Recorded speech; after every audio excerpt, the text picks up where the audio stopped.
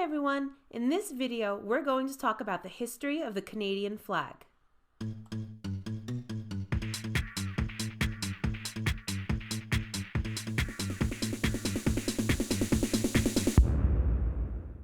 This is the flag of Canada.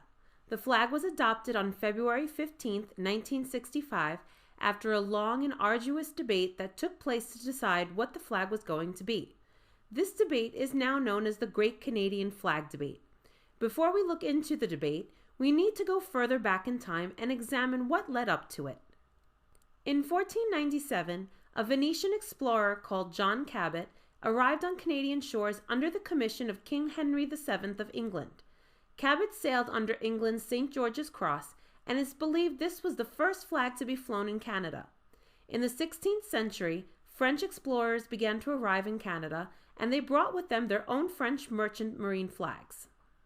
There was also an attempt by Scotland to settle areas of Canada, but those settlements were abandoned. It's likely the Scottish flag was flown in Canada during this time. English and French exploration and settlement continued, and in 1763, the English took control over most of Canada. By this stage, England and Scotland were now united as one country called Great Britain.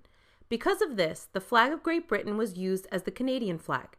The flag changed in 1801 after Ireland joined England and Scotland as part of one union, and this union flag became the unofficial flag of Canada.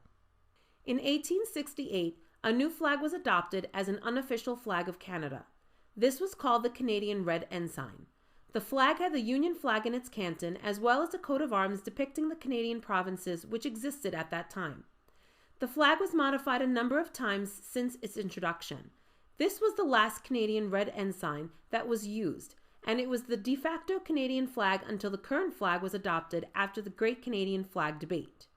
Canada gained full independence from the United Kingdom in 1931, but it took another 34 for the country to adopt a new flag. In 1946, a joint committee recommended this flag to be the new flag of Canada. The flag kept the Union Jack, and the old coat of arms was replaced with a maple leaf. This design was ultimately rejected. The desire among Canadians for a new flag increased, and in 1963, a new committee was set up to come up with a new flag. Some wanted the new flag to maintain ties to the United Kingdom, while others wanted a flag that was strictly Canadian. A smaller number of Canadians wanted the new flag design to recall the country's French past. Altogether, there were 3,541 designs submitted, and many contained similar elements. By far, the most popular element was the maple leaf. There were also quite a few who wanted the Union Jack to remain part of the flag, as well as many French Canadians who wanted the fleur-de-lis to be part of the design. There were also many who wanted a beaver on the flag, which along with the maple leaf is a much-loved symbol of the country. Now we're going to look at the main contenders. One of the forerunners was this design. It was designed by Alan Badeau. It became known as the Pearson Pennant, named after Lester Pearson, who was the Canadian Prime Minister at the time. It was Pearson who set up the committee, and he wanted a flag that was strictly Canadian, and this was his favorite proposal. The design consisted of 3 red maple leaves on a white field with 2 blue vertical stripes at either end. The blue stripes represented the 2 oceans on either side of the country, which also reflected the country's motto, "From sea to sea." Former Prime Minister John Diefenbaker led the campaign to keep the Canadian Red Ensign, or at the very least, agree to a new design that kept the Union Jack. One of the contenders was this flag. This design was promoted by an organization called the Leek Dewdrop National. The design consisted of a red over white diagonal design with a charge of a green maple leaf. A very similar design was promoted by a group called the Native Sons of Canada. Their design had a red maple leaf instead of a green one. Another contender was this design.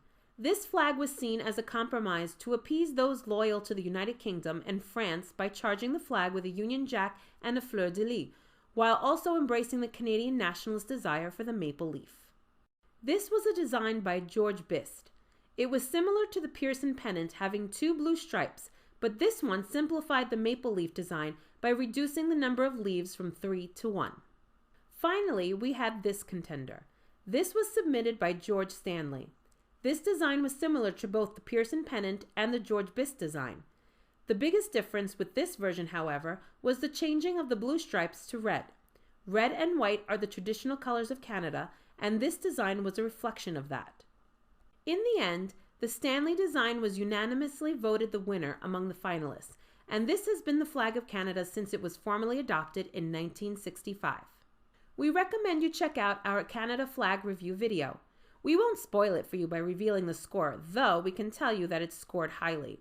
While the maple leaf can be a bit tricky to replicate accurately, the flag is fairly simple overall, and the decision to have one maple leaf instead of 3 was a good one in our view.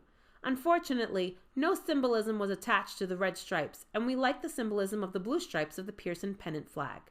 Despite these issues, overall we think the committee chose a great design to represent Canada. We hope you enjoyed watching this video, and be sure to check out some of our other videos. Thank you for watching!